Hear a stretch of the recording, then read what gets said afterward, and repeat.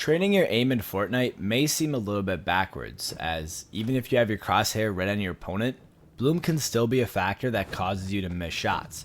It's certainly frustrating at times, but with the huge loot pool within Fortnite, there's more to aiming than just bloom on ARs. Using a shotgun is a completely different type of aim, and training it is just as unique. So today, let's take a look at the two main types of aim in Fortnite and how to train them.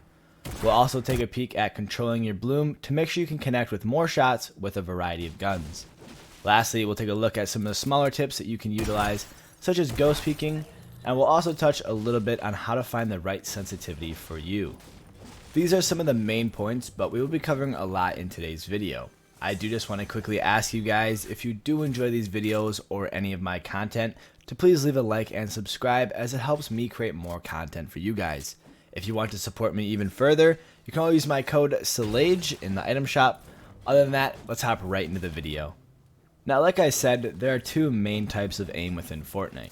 First being tracking, because no matter what gun you use, including shotguns, you're going to have to track your opponents to connect with all of your shots.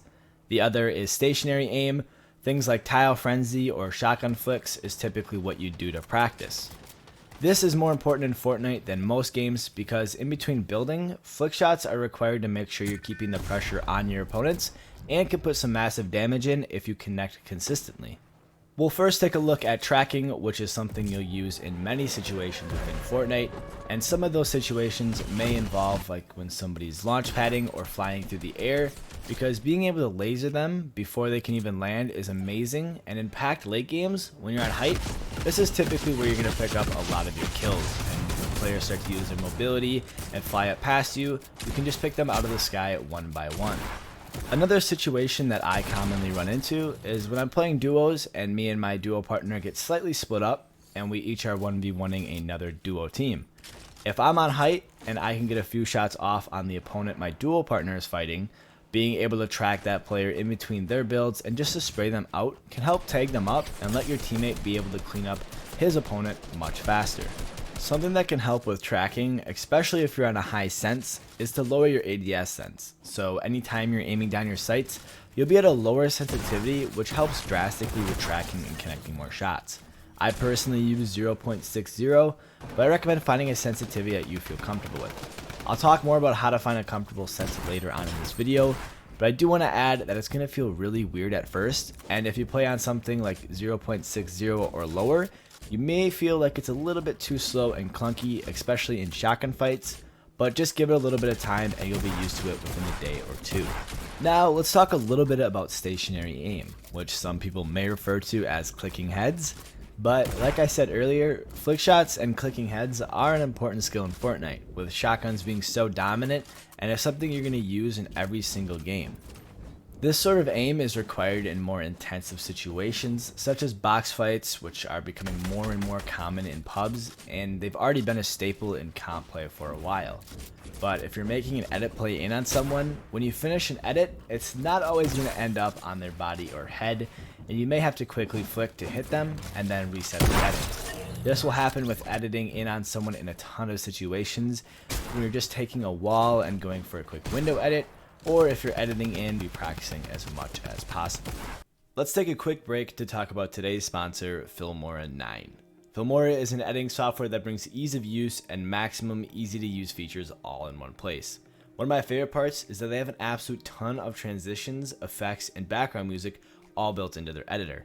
And if that's not enough, you can head over to their website and download tons more that have specific themes to fit any type of video you're creating.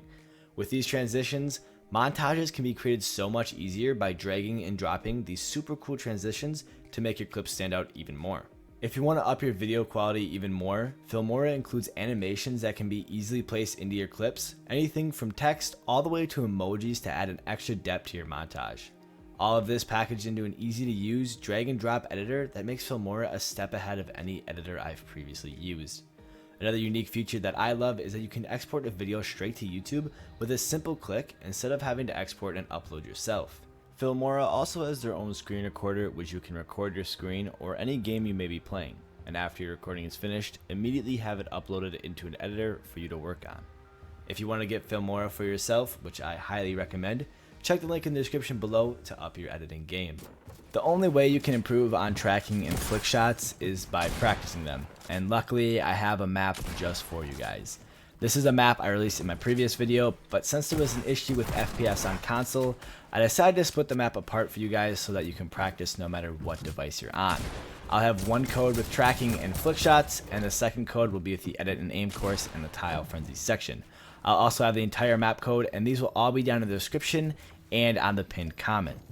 But to quickly take a look at what there really is to practice in this map, for flick shots, there are 4 different courses and each have a different form of moving the bot around.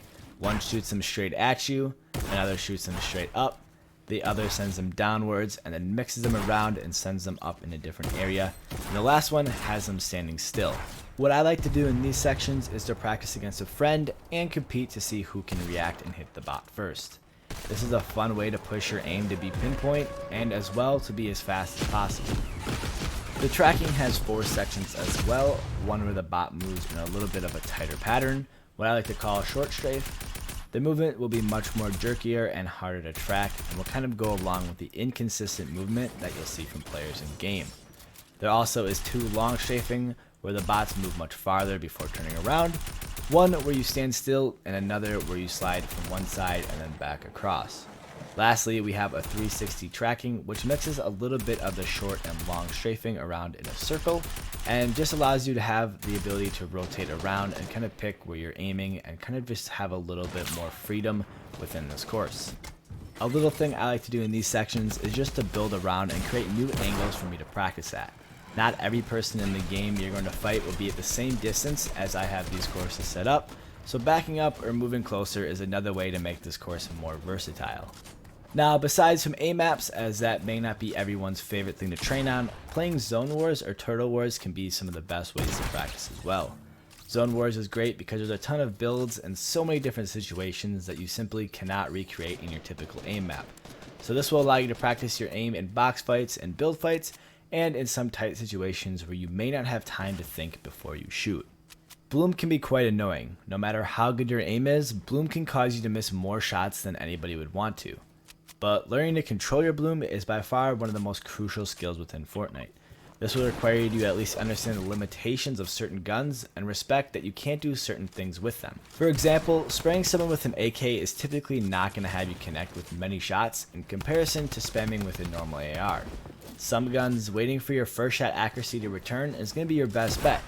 Guns like the AK and infantry rifle have such a slow fire rate that typically waiting for it to return requires you just to wait an extra second before firing again, which in the long run won't slow down your overall fire rate by much and will be 100% guaranteed hit rate as long as your aim is halfway decent. Now, another great way to reduce how drastic your bloom affects your aim is by burst shooting.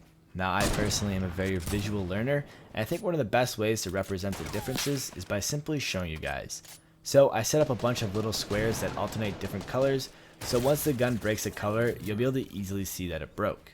With full spraying on the left and burst shooting on the right, you can see how concentrated the burst shooting pattern is in comparison to the full spraying. Burst shooting is great for every single AR, and it keeps the spread a lot more tighter as your bloom has a couple of seconds to refresh in between bursts. As you can see, my shots went much deeper on the burst shots, and I would account the vertical stretch to a little bit of the recoil that the AK gives off. There are a couple of little things that will count into expanding your bloom, such as jumping, moving, and falling, which are some of the biggest, but not all guns are affected the same by these actions. SMGs and shotguns have a noticeably smaller reaction, as these are more the run and gun type weapons. But I think this is important to bring up, as I have previously talked about jumping with an SMG or shotgun, and it really isn't the best idea. That's because your movement is guaranteed and easier to track in comparison to spam crouching or strafing to your sides. As well, without jumping, that means you can ADS and take advantage of an even tighter spread of bullets by utilizing all these little things together. You can decrease your bloom spread and increase your shots connecting. Now let's talk a little bit about ghost peeking, which I think is an invaluable strat that allows you to stay somewhat impenetrable while being able to put out a ton of damage. I think this is more important than ever, with players being able to put out huge amount of damage on low ground with a combat shotgun if the person on height is peeking recklessly. I'll quickly show you guys how to do it, as it's rather simple once you get the hang of it. I would have to say the weirdest thing to get used to is positioning your body correctly, as you'll have to go lower than you'd think, as peeking in Fortnite is really goofy. But a great way to tell if you're in the right position is if you're looking straight in front of you, and if your head is sticking above the ramp, then you're over peeking. But you have to be looking at a 90-degree angle to get that good read of where your head is. If the opponent is below you, the angle you position yourself will be different, and you can then instead have your head above the ramp, because otherwise you wouldn't be able to crouch and uncrouch and be able to shoot them in between. Once you're positioned correctly, all you're going to do is use your jump bind to uncrouch and your crouch bind to crouch back down. The reason you want to use two binds is simply the same reason that you'd use two binds for editing. It's faster to click two separate buttons rather than click one in a rapid succession. After you have the crouch/uncrouch down, just make sure that you're shooting at the correct time, otherwise you're going to end up shooting your own ramp out instead of your opponent. Finding a perfect sensitivity in Fortnite can be hard, because finding that median in between a great sense for aiming and a great sense for building can be almost impossible. I talked earlier about an ADS sense and how it can impact your AR aim, as having a slower movement will allow you to control how far you move your crosshair. But for a large amount of the engagements that get into Fortnite, you're probably not going to be ADSing as much as you'd think. Shotgun or SMG spray is commonly done while not ADSing, so you can't rely on the ADS sense to help you aim in all situations. But one way that you can pinpoint if you are too low or too high of a sense is by testing it on either the flick shots or tile frenzy. If you're aiming over the target, it could mean that your sense is too high. If you lower your sense a tad, I'm sure you'd see yourself connecting on many more shots than before. At this point of Fortnite, I think it's rather agreed upon that you need somewhat of a higher sense than in other games. For example, in CSGO, I play in a much lower sensitivity than Fortnite because of course I don't need to build, and aim is the main skill that I need within CSGO in comparison to Fortnite, where you have to edit, aim, and build all on one sense if you're on PC. And if you are on PC, for sense, I personally play on an 800 DPI 0.07 in game. But the most common sense between a lot of players is in fact 800 DPI 0.06. This will give you the speeds of builds, but also the control of aiming. Now, controller players have it lucky as your aim and building senses are split, so finding something comfortable for both building and aiming respectively can be figured out by testing, and I recommend overall for both PC and console that you find something you are comfortable with and you can perform great on. Thank you guys for watching today's video. Hopefully you all enjoyed it. And if you did, make sure to follow me over on Twitch. I've been streaming over there and we'll have a full schedule out soon. Other than that, make sure to leave a like and subscribe for more future tips and tricks and tutorials. If you want some more right away, check out the playlist and videos on screen for some great ways to elevate your game. Other than that, thank you guys all for watching, and I'll see you all in the next one.